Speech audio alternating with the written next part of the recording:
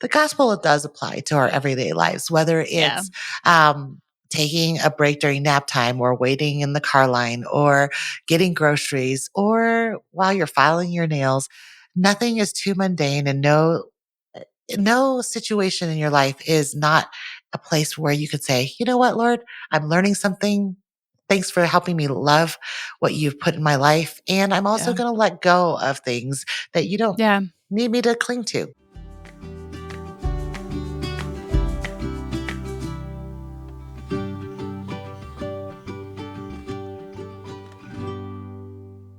Well, welcome to the Ruth Jo Simons podcast. Today is a loving, learning, and letting go episode with my friend Eve. And so I hope you guys love these episodes. Yeah. And so I'm excited for her to be here, for you to be here, and for us to let's just gather around, have a friend conversation about what we're loving, learning, and letting go.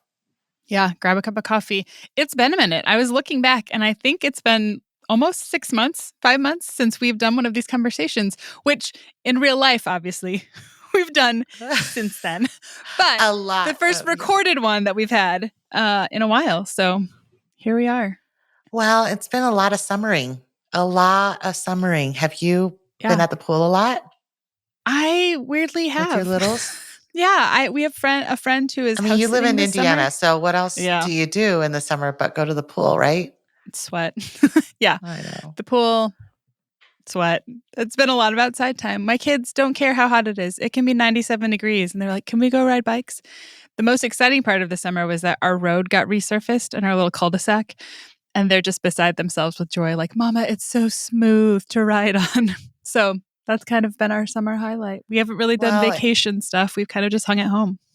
And it's so sweet because I think summers go so fast. And just as a reminder, Eve's got little ones at home and I've got big ones. Like I don't even know how to call the littles anymore because Haddon, I don't know if I told you this, he's 12.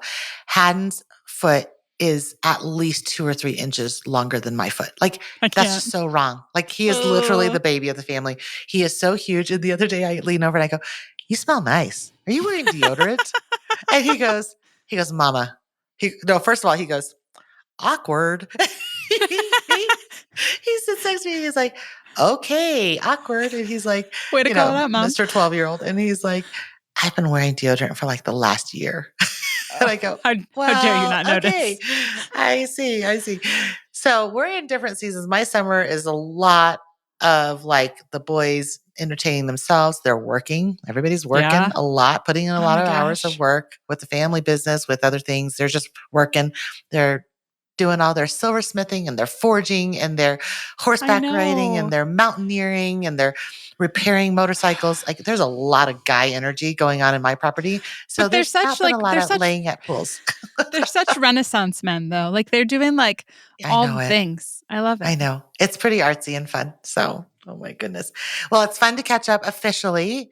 Yeah. So I don't know. Let's invite our friends in. In case you all don't know, we don't actually share what we're loving, learning, and letting go of with each other ahead of time. So I'm here for it. I'm here to know what's going on. It's always a little surprise. All right, you go first this time. Okay, I'll go first. I want you to know that for learning, I had 2 like veins, 2 directions I could go. One is a little more serious. One is serious. This is what you say every time. But every funny, time I know. You should do both. You should always do both. I have a feeling you might do the one that I was thinking about. Yeah. So I'm gonna lean toward more serious. Okay. And it always feels like, here we go. But I have been spending a lot of time in the last month or so meditating on Psalm 139 because one of the guys in my small group is a pastor on staff at our church, and he preached on it this last Sunday, which I have not listened to yet because I was out of town. And I'm excited to listen to, but kind of as a way of supporting him as he was thinking through and meditating and studying, our whole small group was like, yeah, we'll think about it too. We'll try and memorize it. I didn't make it very far. I'm like 10 verses in out of 29 or something. But one of the things that has struck me seems maybe minor. This is a really well-known psalm, like, you've searched me and know me, Lord, all the things. But here's where I got like blown away. I don't know why, but verse 7 through 10, I guess, it says, where shall I go from your spirit? Or where shall I flee from your presence? If I ascend to heaven, you're there. If I make my bed in Sheol, you're there. If I take the wings of the morning, dwell in the uttermost parts of the sea, even there your hand shall lead me, and your right hand shall hold me. So, as I'm thinking about this, chewing on it, I was thinking, what seems like it would be automatic is if they're saying, the psalmist says, if I ascend to heaven, you follow after me. If I make my bed in Sheol, you follow after me. But it doesn't say you follow me. It just says you're there. So I think sometimes I get in this mindset where I feel in a dry season or a tough season where it's oh, I feel far away from the Lord, or you imagine people kind of turning and walking away from the Lord, which is all true metaphorically. But this idea of we can't really run away. It's not like he's following after us. He's just with us, always with us, never leaving us, never forsaking us. All things I know, all things I've read, but it just stood out in such a beautiful, new learning kind of way. And I just love when that happens, when you read a passage you've read before, you've read it a lot before, and all of a sudden a new piece sticks out and you're just thank you, Lord. That is the Spirit of God at work. And I want to take a minute for it. That's a really good insight. And I know I've read that a million times too, but man, there's nowhere we can go that he's not already there. Yeah. He's just with us there. always. Yeah. But I am mad at you because I know. You I just you should have gone first. You should have gone first. You know what I wrote? Mocktails and spritzers. I mean, how is this happening to us? I love it. You're setting me up really poorly here. You're loving a beautiful passage of scripture, and I'm loving mocktails and spritzers. This is what we were learning. We are loving. Oh. We always start with loving.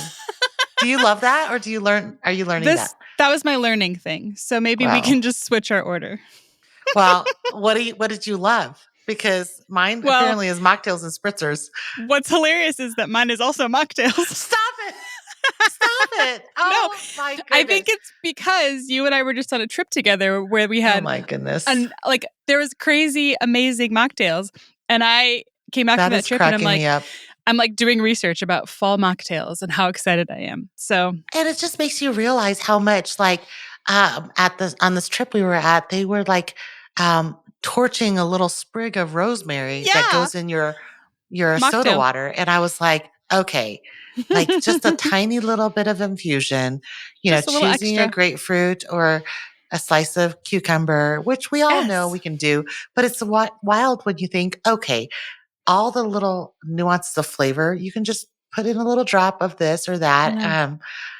I don't know. I'm pretty into it. I was thinking, I was doing the same thing. I was you know what? I don't need to feel like I'm missing out or it's boring if I don't have some fancy cocktail. I really can create something creative and enjoyable with, mashed fruit or, something infused or they did, one of them came with thyme, right? It was a sprig of thyme.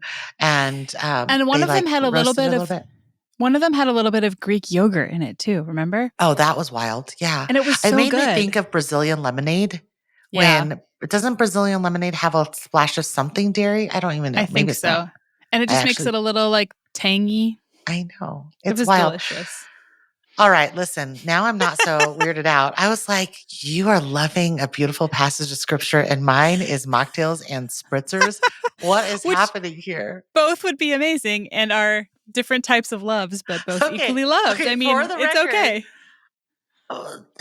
Eve is as shallow as I am about loving things. That it's not all, because I was oh yeah, I am loving the book of Ephesians. That's what I'm loving.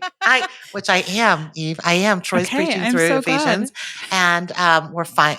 I don't want to say we're finally on chapter 5, but he preaches verse by verse. So it's literally, we've been months in chapters 1 through 4. And that I love, love, love the setup of why Paul talks all about what God has done and who we are in Christ and the wonder of the body of Christ, all before the put on and put offs or stop doing these things. So we're in the place where it's stop with your filthy speech. Don't have this kind of immorality in your life, but it's all set up by chapters 1 through 4.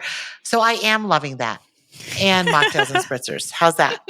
Perfect. Well, now I've already shared what I was learning, so we're just like ahead of the curve. All right. So you were learning, but I appreciate it to just reiterate what you were learning about. Just that we don't have to overcomplicate and have the visual image that somehow we can outrun God, right? That He's already there. And, you know, because we're in each other's lives personally too, both of us have a whole lot of things going on that is like, how's God going to work this out? Or, Lord, is this really the right path? Or am I wandering right into something that is going to feel like total confusion, Right. And it's just really, it's a good reminder, Eve. It really is a good reminder that like, as I walk with him day by day, I can just take one step at a time because he's already gone before me. He's already there, Yeah. Mine was going to be that I'm legitimately learning about menopause. You and saw teaching that, me too. I know, like really, I think some of y'all listening might have seen me post about how Troy and I did like a little bit of an early staycation. Dr. Mary Claire Haver, who wrote a book on, it's called The New Menopause. And I'm only just learning. So listen, I'm not going to be prescribing any wonderful methods, or I'm You're not not the even going to medical stand. expert. I'm literally not going to stand behind.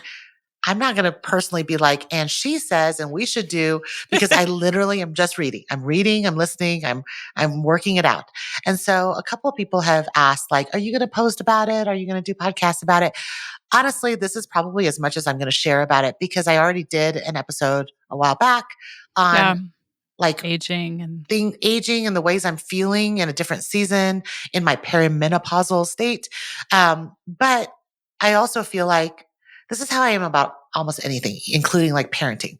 I'm really not wanting to be that person who says, this works for me, or this is what I'm doing, until I've given it time, until I've taken some time to think through it. And so as a perimenopausal, nearly 50-year-old woman who's really just starting this conversation with myself, I'm like, let's look, like, I don't want to like sit there and be like the expert about anything, not sending out books to everybody, nothing like that. But I did go to a lecture because it was in my area, and she wrote a very well-known book that she's been on a ton of podcasts, and she was literally going to be within driving distance at a ski resort near me. And so I was like, I'm going to go. And it was, I wrote that post about how Troy was like, I'm going with you. He's like, I literally want to learn. So much. He's like, I want to know what's going on with you. And I want to learn how I can be a better support.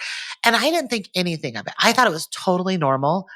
And I was like, oh, we'll book a night at this pretty hotel and it'll be fun. And I didn't feel weird at all about it until we stepped foot into the event and there was not another man in sight except for the tech guy. The tech guy just all was standing in the back, and all these ladies were like fanning themselves because, they're all fanning themselves. Feeling warm. It's hot in there, and they're all just having a girls' night. And Troy did not freak out. He did not walk out of there, but he quietly sat down, and I was like, are you okay? I was like, are you okay? Are you going to make it? And I think I texted you. I was like, Eve, he's literally the only guy in here. This is crazy. I'm worried about him. Gosh. He's going to make it. But I'll just say I'm learning. I think the thing that I'm learning, and I think on the same day that that lecture was happening, there was like a big FDA council. I don't know. There was some kind of national meeting about women's health. And so I think the conversation is widespread, but it's just an interesting conversation about how, during menopause, which I feel like I grew up in a world where nobody even talked about it. I don't know about you. I'm a little older than you, Eve, but I grew up in a time where I felt like menopause was almost like a hush hush word. Like you kind of just hurry and skip over it. It's like sometime when you nobody talked about feeling like you're losing your mind or anything. They just talked about hot flashes and basically losing your period, then it's right? over. So, and it's just over. And I don't remember any women in my life actually talking about that season. I feel like it was something that maybe sounded embarrassing to talk about. And so it just never was anything. I never remember having open dialogue about it or like, hey, let's talk about how you can prepare your body for that. Right. And so I think what's fascinating to me is the conversation about how preparation and how you take care of your body with lifestyle. So let's start with the lifestyle thing. Not trying to get skinny, but trying to be strong. Like that's a huge part of the conversation. Like for women entering into menopause and postmenopause, being strong affects osteoporosis. Not just trying to be skinny, and our culture is obsessed with being skinny. And so it's that question, that issue of like eating more protein, eating good carbs, eating good fats. Like that was not really prescribed and talked about when I was younger.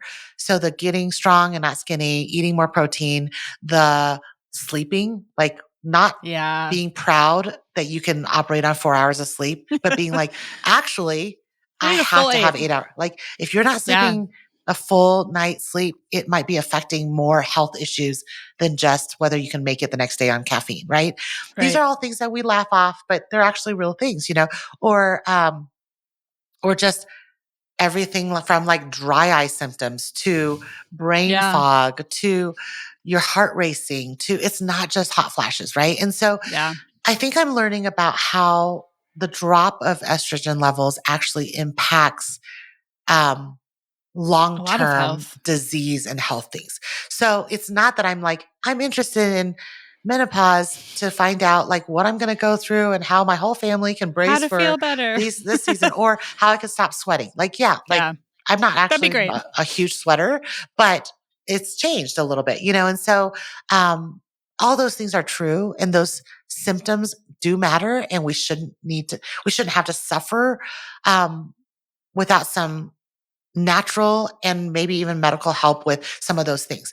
However, I think the bigger question is like, do our moms and do the older women in our lives find themselves potentially not having longevity in life because they didn't have good education with perimenopausal things that could help extend their life or help prevent heart disease or help prevent their bones from breaking and dying of hip fracture.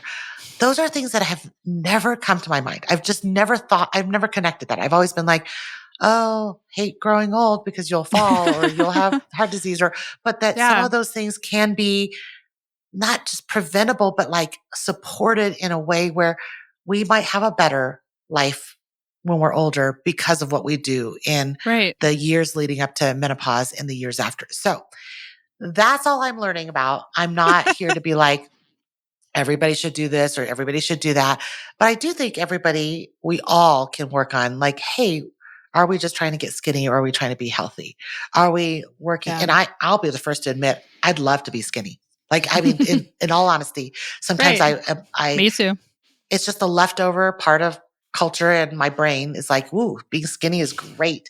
So I have to rewire my brain to be like, hey, are you getting stronger? Are you going to live a longer life for your grandkids? Be there for them and stuff. So, so for all of those who might have been curious, like, are you going to unpack and share what you learned? This is the most I know how to share because I'm not a doctor. I'm not an expert. I don't know how to process all the things that I'm learning yet. And I certainly haven't applied everything yet.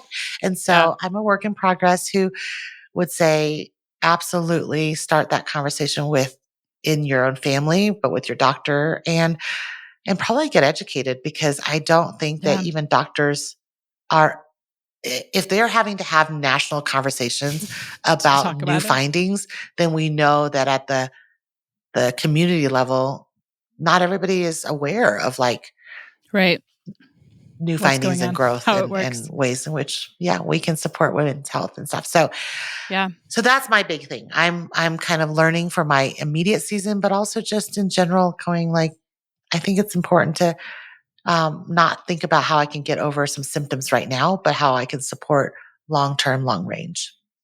Yeah, I have loved like learning kind of alongside you and being interested in the topic too. And then us both kind of learning or sharing like, hey, I heard this thing or read this thing. Because I think that, I will be 42 by the time this podcast episode airs. And in my mind, perimenopause, menopause, like that's a later thing. But to realize like, oh, it's actually like symptoms and effects can start as early as your mid 30s. And so you're seeing some of those things. Yeah. And I'm seeing some of the the symptoms and effects and being like, okay, so how do I support my body as it works through this transition? And I think just the general awareness of, hey, it's probably a good idea to ask our doctors for like a hormone panel of some kind, just to have the awareness, even if you're like, I don't know what to do with that information yet. I'm not ready to act on that information yet. That's all okay. But just to have a general awareness of like, here's what my levels were at this point in time, so I can compare them to something later and kind of have a trend. So I appreciate all of your learning and as we grow in it, maybe we'll share more. But, it's like, it's interesting for us to be a decade off from each other almost, and to be like, okay, there's different things going on in our bodies, but it's interesting how, I think one of the things I got out of that panel is that a lot of things get misdiagnosed, and we don't look at just systemically how hormone levels affect a lot of things that get diagnosed as all sorts of things. And so I just think it's probably a wise thing for us to not just try to address everything as like a new disease or issue, but to really be like, what is actually going on with my body, my hormones, my blood, my cholesterol, my, all the things. So like, what is going on with my body? That's a great question. Have we paused long enough to even, I know. Yeah. So that's what I'm learning, is to actually pay attention and take inventory. So I love it. All right. What about letting go? Great. Well, it's been really hot, as I was saying. So I am letting go of turning on the oven. I have been working through every type of meal that does not require me to have any sort of heat source inside my house. So what have you guys been eating? Give me some menu items. A lot of, I found this really, we'll post it. I'll put it in the show notes. This really amazing pasta salad recipe that has like arugula and pasta and chickpeas. Yeah. And then I throw in some grilled chicken. But you're grilling, or are you boiling? You're still boiling though, just not turning on the oven. No, I'm either grilling the chicken or I'm buying rotisserie chicken from Costco. Whichever is more convenient at the time. I love the grilled, but sometimes Costco it is. Pasta salads are not like my favorite thing. It's not usually my jam, but this one, for whatever reason, between the arugula, the chickpeas, and like toasted pine nuts, and like it's just really good. And then the dressing, I know, is delicious. Okay, so there's that. I have a really easy grilled chicken shawarma that we live on through the summer. I am gardening this summer, so I have right now, I wish you were here because I could give you about 4 giant summer squashes. Amazing. I have so many right now. Wow. And we love to grill those, that and zucchini. And watermelon has been the fruit of choice for my children. Everybody loves watermelon. But I've learned that I don't love it at room temperature. For me to really enjoy watermelon, it has to be really cold. Like my kids don't seem to care, but I really do. Like if we cut it up, I can't eat it that night. I got to wait for the next I'm more high maintenance than that. I'm like, it's got to be chilled. It's got to be seedless. And it's got to be cubed. Like very specific. In my age, I'm not sure why, but I've like lost the desire to get the sides of my face wet with a watermelon. Like I've just lost the desire. Where you like to chomp out of it and let it. Yeah, we don't do that. I know it's nostalgic. Listen, don't send me mean mail. We always but like I don't want the watermelon juice running down my arm anymore. I'm a little over it. Like those were sweet summer days, running around in cutoffs outside, holding the watermelon at room temperature while the juice just runs down streams down, and then I get it on the sides of my cheeks because it was too big of a piece. In your shirt. Over. You know what? Now it's like somebody, well, I'm probably the best in the family, but I've taught the boys to like cut, do the dome, put it on this cutting board, cut off the whole sides of all of it. I want it cubed. Cube it up. I want it chilled, and I want some sea salt and lime juice on it. Okay, I was going to ask you. No some people want. That's all. So I haven't tried it with the sea salt and lime, but I've heard that this is a thing. Ooh, I should get some tahini. It's really good. That would be good. But I want them cubed, all in equal sizes. Like I am so high maintenance now. Don't let it drip. Give it to me in a bowl. If the bowl's chilled, even better. Like, just a a few ideas for you. Just a few things. Last summer I did, I bought, those like long, thin push-up popsicles that you get where it's usually like straight sugar, corn syrup in it, all the different colors.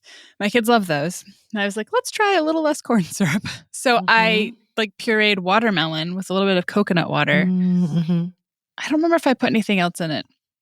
And then I like poured it into these long tubes and we froze them. So it was like, you could have a watermelon popsicle. The boys did not like it. Even though they like watermelon, they were like, no, thank you. Really? So me and Leah ate all of them and I was sad. But I'm like, maybe I need to add a little, like something other flavor or like a little coconut milk to make them creamier because they were really icy because watermelon is we could do a whole so much episode water on just watermelon because I'm like about to go in. They do the watermelon is it called granita? Like it's like when it's like icy and oh yeah. I mean where they like shave it? Yes, like what but it's not it's like almost like I know. Somebody's going to tell me how to make that. But spam us with all your watermelon recipes. Could you just stick the watermelon in the freezer and come out with a fork and just scrape it? Or does that not work? I don't know. Probably. It might taste a little freezer burned. This has turned into a learning, but it's the letting you're technically letting go of the oven. But you're learning all the watermelon recipes. I'm learning all the watermelon. So if you have a great watermelon popsicle recipe, leave it as a comment for us so I can find it. And anything else where I don't have to turn on the oven. What's your favorite summer meal?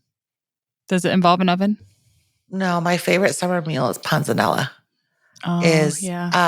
Where you grill bread. Which I've never made. I know what it is, but I've never made it. I know. I put it on the blog years ago, and I've talked about it a lot because it's just so easy.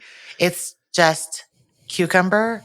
English cucumbers is what we use, so we don't peel it. English cucumbers, tomatoes, mozzarella, and you can buy the little balls or you could cut it up, whatever.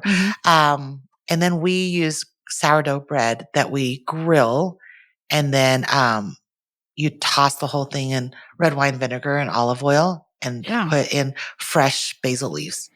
So let's try that. It's so good. It's so good. And a lot that sounds like a really good lunch situation. Like you could just make a big bunch. And then we just stick it with grilled chicken. So we just do a lot of separate, like because the oven's not involved, we don't put things together. Things don't meet. It's more like combine and grill.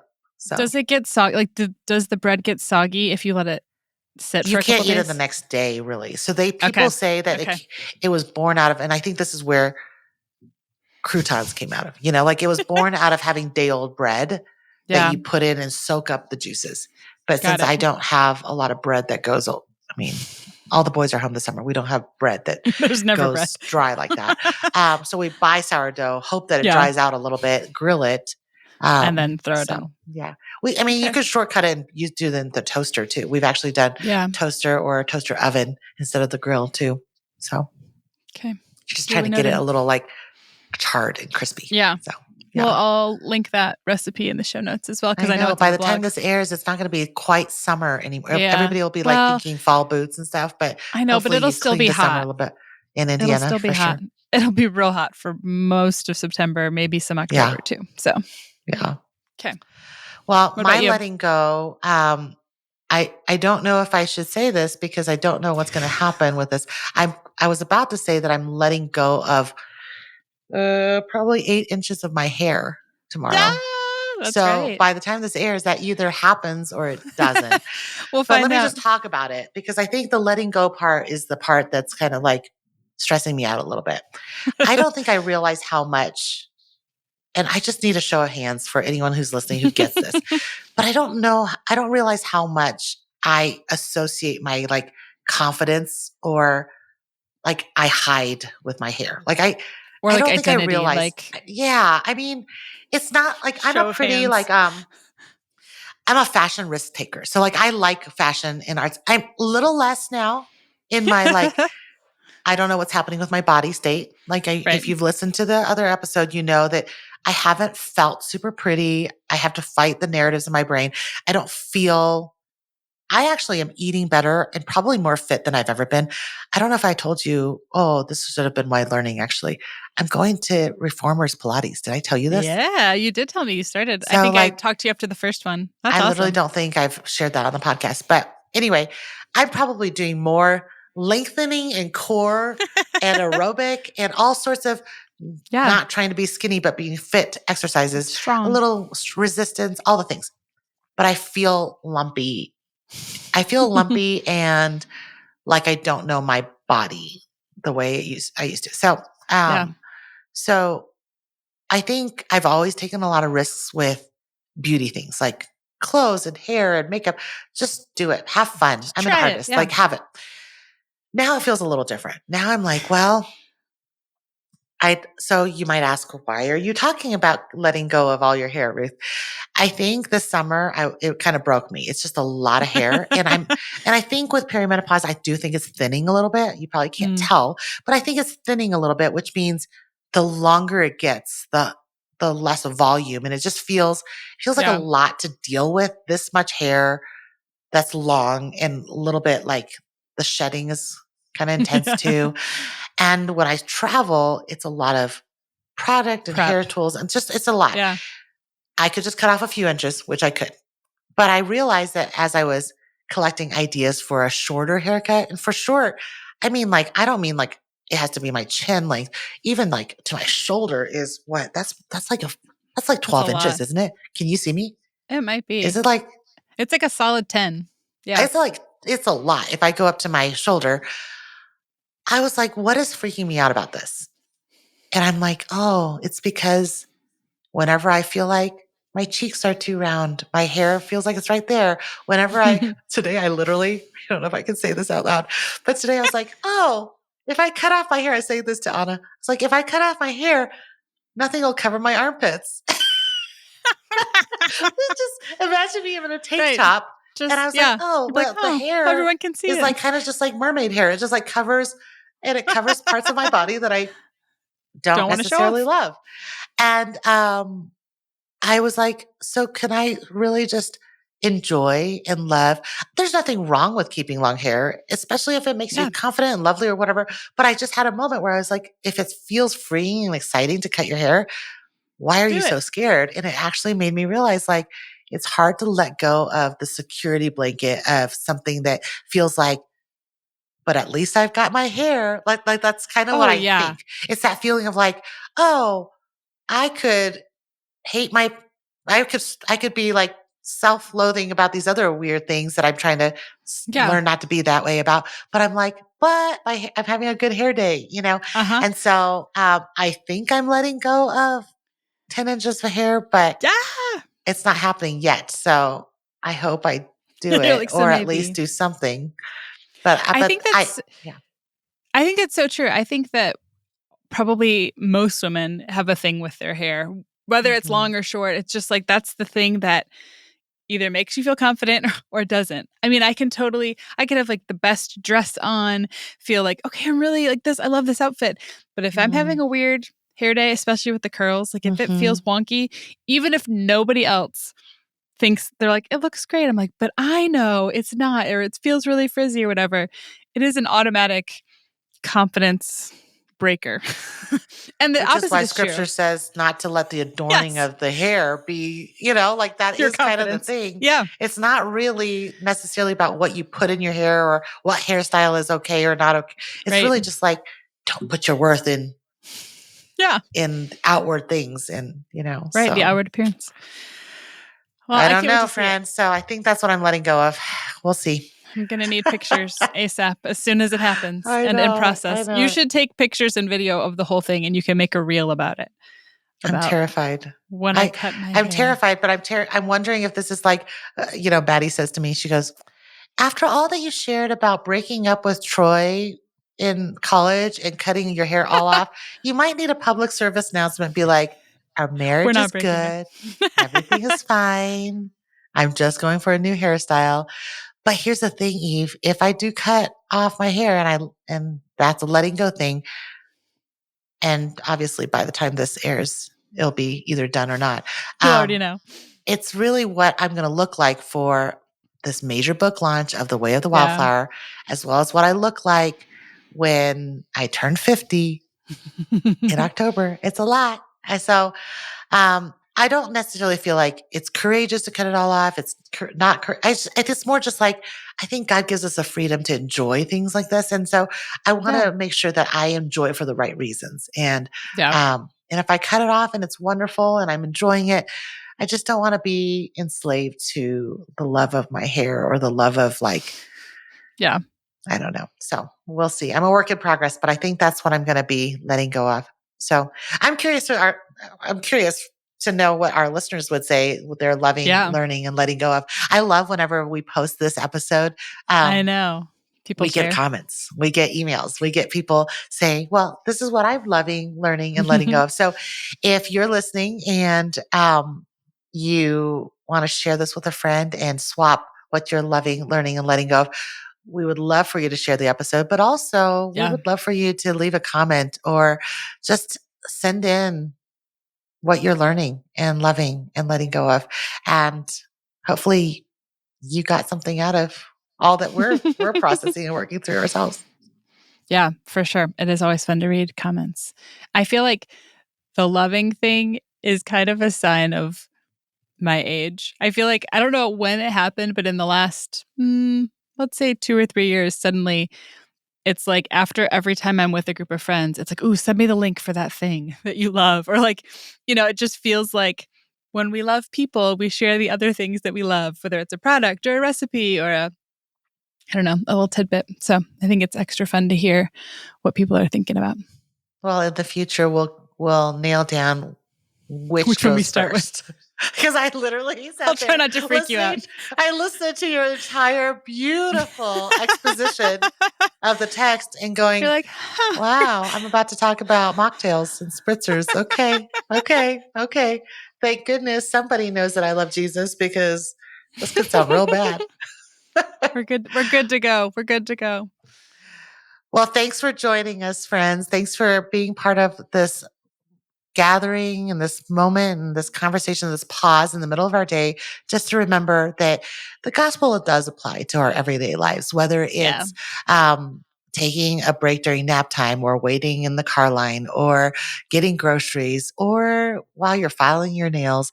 Nothing is too mundane, and no situation in your life is not a place where you could say, you know what, Lord, I'm learning something.